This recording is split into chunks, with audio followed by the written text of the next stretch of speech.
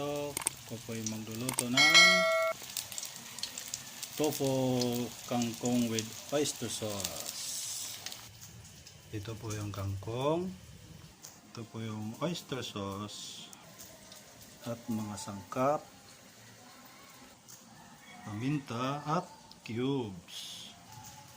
At syempre, samahan natin ng prito ng JG Kalongkong.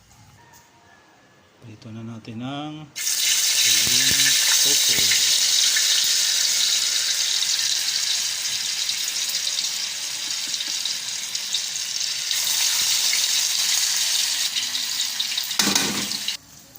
That's all guys.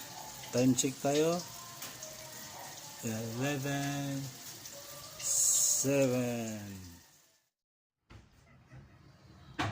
Yum yum yum.